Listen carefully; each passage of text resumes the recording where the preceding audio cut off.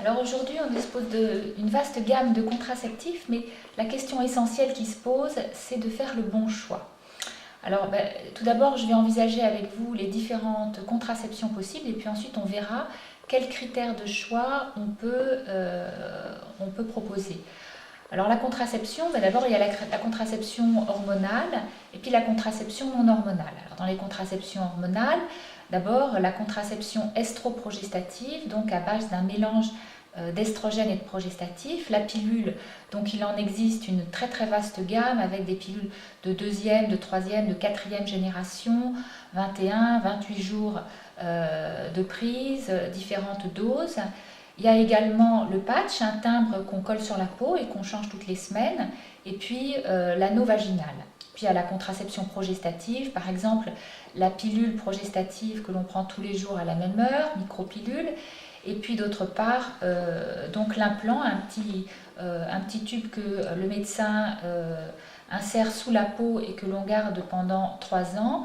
Et enfin, donc le stérilet à la progestérone qui libère un progestatif dans la cavité utérine.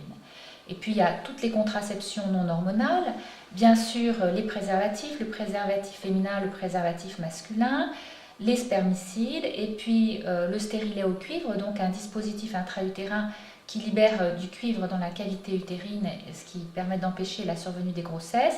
Et enfin, ce qu'on appelle la stérilisation tubaire, qui est destinée aux femmes qui ne souhaitent plus de grossesse.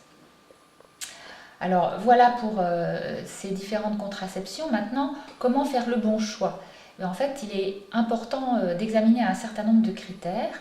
Et personnellement, en tant que médecin, j'ai besoin de savoir plein de choses avant de prescrire une contraception à une patiente. D'abord, j'ai besoin de savoir quel est son besoin contraceptif. Est-ce qu'il s'agit d'une très jeune fille qui anticipe son besoin de contraception? Est-ce que c'est une femme qui a une activité sexuelle très régulière, avec un ou plusieurs partenaires? Est-ce que c'est une femme qui voit son compagnon seulement de temps en temps? Est-ce que c'est une femme qui souhaite une contraception transitoire ou définitive? J'ai également besoin de savoir quel est le passé contraceptif de cette femme, si elle a déjà eu d'autres contraceptions plus ou moins bien supportées, si elle a des antécédents particuliers, des problèmes de phlébite par exemple, un caillot sanguin dans une veine qui va contre-indiquer certains types de pilules.